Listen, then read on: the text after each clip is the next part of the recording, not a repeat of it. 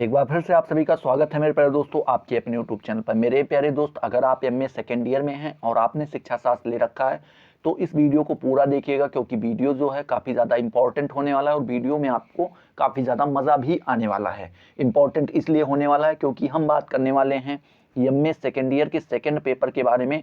2016 में किस प्रकार से प्रश्न पत्र आया था, क्या क्या प्रश्न पूछे गए थे और हमें उनको किन प्रकार से करना था, इन सारी चीज़ों के बारे में हम चर्चा करने वाले हैं। तो वीडियो को शुरू से लेकर अंत तक जरूर देखिएगा। चलिए वीडियो को स्टार्ट करते हैं। बात करें द्वितीय प्रश्न पत्र के बारे में तो इसका नाम है शिक्षा का अर्थशास्त्र। ठीक है, ये आपको पढ़ना रहता है। हो सकता है आपकी यूनिवर्सिटी में चेंज हो, ये तृतीय प्रश्न पत्र में या प्रथम में दे दिया गया हो या चतुर्थ में या पंचम में दे दिया गया हो, तो इससे आपको कोई फर्क नहीं पड़ना चाहिए, बस आपको पढ़ना तो है ही। ठीक है, तो इन सारी चीज़ों को अपने हिसाब से आप मैनेज कर लीजिएगा, अपने सिलेबस के अनुसार मिला लीजिएगा और देख लीजिएगा। ठीक है, ये ज़्यादातर अवध, लखनऊ और किसके लिए, राजस्थान वालों के लिए बिल्कुल सटीक वीडियो है। उनको मिलाने की ज़रूरत नहीं है। लखनऊ में थोड़ा बहुत डिफरेंस आते हैं लेकिन ज़्यादा नहीं आता है। ठीक है, चलिए देखते हैं। नोट करके दिया गया है, यह कह रहा है कि यह प्रश्न 3 खंडों में विभाजित है। जो प्रश्न पत्र है इसको 3 खंडों में विभाजित किया गया है। खंड आ के सभी प्रश्नों के उत्तर देने हैं। ठीक है, खंड बा के सभी प्रश्नों के उत्तर देने हैं और खंड सा के किन्हीं 2 प्रश्नों के उत्तर देने हैं। प्रश्न पत्र को 3 भागों में विभाजित किया गया, खंड आ, खंड बा, खंड सा। खंड आ का मतलब होता है अति लघु उत्तरीय, खंड बा का मतलब होता है लघु उत्तरीय और खंड सा का मतलब होता है दीर्घ उत्तरीय। खंड आ और खंड बा के सभी प्रश्न करने हैं। जो दीर्घ उत्तरीय उसमें से केवल आपको 2 प्रश्न करना है। ठीक है, चलिए देखते हैं। जो आपका पहला खंड आ है, ठीक है, इसमें अति लघु उत्तरीय प्रश्न पूछे गए हैं। यहाँ पर भी नोट करके दे दिया गया है और कह रहा है सभी प्रश्नों के उत्तर दीजिए जो अभी आपने ऊपर पढ़ लिया है। ठीक है, फिर कह रहा है प्रत्येक प्रश्न का उत्तर लगभग 50 शब्दों में होना चाहिए। मेरे प्यारे दोस्त, लगभग का मतलब हुआ कि आप 55 भी रख सकते हैं और कितना 65, तो 55 भी, 60 भी रख सकते हैं और 45 भी रख सकते हैं, लेकिन आपको ध्यान में रखना है 50 से ज़्यादा ही शब्द आपको रखने हैं, 50 से कम शब्द बिल्कुल भी नहीं रखने, नहीं तो आपके नंबर कट भी सकते हैं, आप पूरा नंबर नहीं पाएंगे। ठीक है, चलिए वीडियो को स्टार्ट करते हैं। देखते हैं यहाँ पे पहला प्रश्न दिया गया है और पहले प्रश्न का पहले के अंदर 10 प्रश्न आपको दिए जाते हैं, 10 को करना रहता है अति लघु उत्तरीय में। जैसे दिया है शिक्षा के अर्थशास्त्र को परिभाषित कीजिए। ठीक है, ये आपको इसकी परिभाषा बतानी रहेगी। फिर सेकेंड नंबर कह रहा है भारत में शैक्षिक नियोजन बताना है आपको कि भारत में शैक्षिक नियोजन कैसा है, किस प्रकार से, ये सारी चीज़ें आपको बतानी है। तीसरा बताना है शिक्षा उपभोग के रूप में। ठीक है, इसकी आपको विवेचना करनी रहेगी। ठीक है, फिर उसके बाद चौथा नंबर आपसे पूछ लिया जाता है शिक्षा की लागत की अवधारणा। शिक्षा की लागत की अवधारणा क्या है, ये भी आपको क्या करना रहेगा, बताना रहेगा। ठीक है, चलिए आगे देखते हैं इसी चीज को।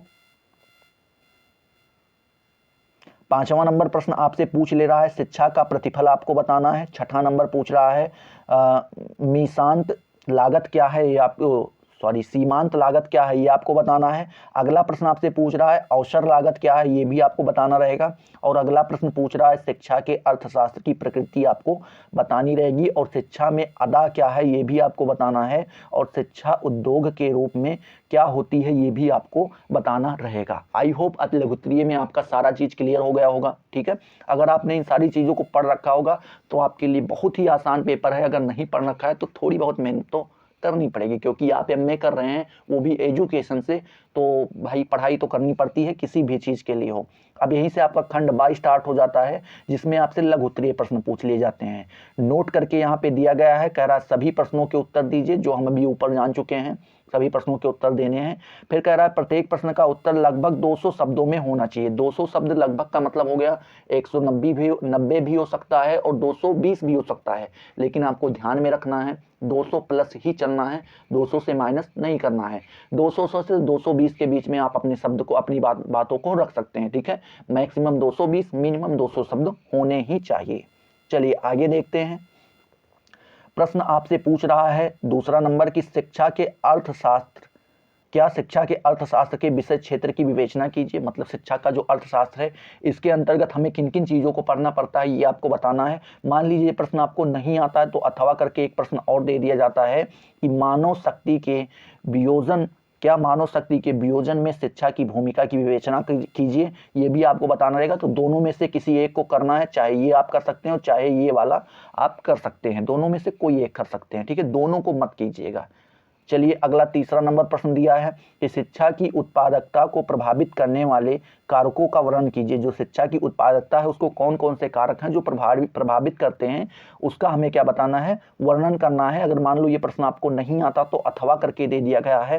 कह रहा है शिक्षा में वियोजन में, क्या शिक्षा के वियोजन में लागत लाभ विश्लेषण का उपयोग है, तो ये आपको उपयोग बताना रहेगा, क्या उपयोग है उसका। इसी प्रकार से आपका चौथा नंबर प्रश्न दे दिया जाता है। ठीक है, चौथे नंबर प्रश्न में पूछ ले रहा है शिक्षा के लागत के वर्गीकरण की विवेचना कीजिए। और मान लीजिए आपको ये भी प्रश्न नहीं आता तो अथवा करके दे दिया गया है कि शिक्षा में अदा एवं प्रदा, क्या शिक्षा में शिक्षा के अदा एवं प्रदा के मध्य संबंधों का वर्णन कीजिए। जो अदा और प्रदा दोनों पक्ष हैं, इनके बीच में कौन से संबंध पाए जाते हैं, उसका हमें क्या करना है, वर्णन करना है। ठीक है, इसी प्रकार से आपका पांचवा नंबर प्रश्न आ जाता है, भारत में शैक्षिक नियोजन की कमियों पर अपने विचार प्रस्तुत कीजिए। जो शैक्षिक नियोजन है भारत में, उसमें कौन कौन सी कमियां हैं, इसको अपने शब्दों में आपको बताना रहेगा। मान लो ये आपको नहीं आता तो अथवा करके एक प्रश्न और दे दिया जाता है कि आप शिक्षा के लाभ की गणना किस प्रकार करेंगे, वर्णन कीजिए। अगर आपको शिक्षा के लाभ की गणना करनी पड़े तो आप उनको किन प्रकार से करेंगे, कौन कौन सी हेडिंग बनाएंगे, किन किन चीज़ों की बारे में चर्चा करेंगे, ये आपको यहाँ पे बताना रहेगा 200 शब्दों में। ठीक है, इसी प्रकार से आपका छठा नंबर प्रश्न हो जाता है, शिक्षा के अर्थशास्त्र में निहित उद्योग की विशेषताओं की विवेचना कीजिए। ठीक है, कह रहा है शिक्षा का जो अर्थशास्त्र है उसमें जो निहित उद्योग की विशेषताएं हैं उसकी हमें क्या करना है, वर्णन करना है, उसकी विवेचना करना है। ठीक है, चलिए मान लीजिए आपको ये नहीं आता तो अथवा करके दे दिया गया है। कह रहा है शिक्षा के अर्थशास्त्र के महत्व का वर्णन कीजिए। जो शिक्षा का अर्थशास्त्र है उसका कौन कौन सा महत्व है उसके बारे में आपको बताना है। ठीक है, अगर आप ये सारी चीज़ें कर लेते हैं तो आपका लघुत्तरीय भी कंप्लीट हो गया। अब आपको यहाँ पे ध्यान में क्या रखना है, खंडसा। खंडसा का मतलब होता है दीर्घ उत्तरीय प्रश्न, और इसके भी नीचे नोट करके दे दिया गया और कह रहा है किन्हीं 2 प्रश्नों के उत्तर देने हैं आपको। 5 प्रश्न दिए जाएंगे लेकिन आपको कितने प्रश्नों के उत्तर देने हैं, 2 प्रश्नों के उत्तर देने हैं। और कह रहा है प्रत्येक प्रश्न के उत्तर लगभग 500 शब्दों में होने चाहिए। मतलब 490 भी हो सकते हैं और कितने हो सकते हैं, 490 भी हो सकते हैं और 510 भी हो सकते हैं। लेकिन आपको ध्यान में रखना है 500 प्लस ही चलना है, 520, 530 या ज़्यादा से ज़्यादा 540, इससे ऊपर मत जाइएगा। ठीक है, कम लिखेंगे तो कम नंबर मिलेगा आपको, यही दिक्कत आ जाती है, इसलिए मैं बोल रहे हैं कि ज़्यादा ही लिखिएगा। 7वां नंबर प्रश्न आपके सामने दे दिया गया है, भारत के शैक्षिक वित्त की समस्याएं हैं। जो भारत में शैक्षिक वित्त हैं उसकी क्या क्या समस्याएं, इसको बताना है और इसके समाधान के उपाय भी आपको क्या करने हैं, बताने हैं 500 शब्दों में। ठीक है, इसी प्रकार से आपका जो है 8वां प्रश्न आ जा रहा है, कौन सा, 8वां नंबर, और ये कह रहा है कि शैक्षिक नियोजन क्या है ये आपको बताना है।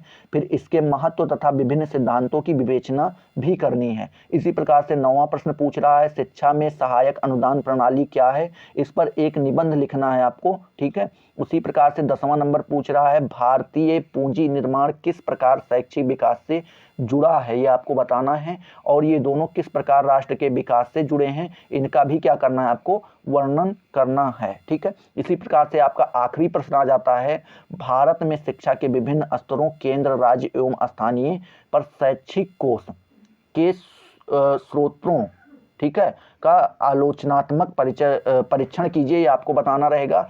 आई होप जो है इसमें से देखिए आपको केवल 2 ही प्रश्न करने हैं 5 प्रश्न में से, और उनको 500 शब्दों में उत्तर आपको देना रहेगा। 500 का एक मतलब 1000 शब्द करीब करीब। अगर आप ज़्यादा लिख देते हैं तो 1100 शब्द आपको दोनों मिला के लिखने रहेंगे। ठीक है, तो आई होप मेरे प्यारे दोस्त ये सारी वीडियो आपको अच्छे से पसंद आई होगी, समझ में भी आई होगी। अगर समझ में आई तो फटाफट वीडियो को लाइक कर दो, अपने दोस्तों के साथ शेयर किया करो। अगर अभी तक चैनल को सब्सक्राइब नहीं किया तो सब्सक्राइब कर दो और बेल आइकन को छू करके ऑल वाला प्रेस कर देना, जिससे आपको सारी नोटिफिकेशन मिलती रहें, आप लगातार इनसे लाभान्वित होते रहें।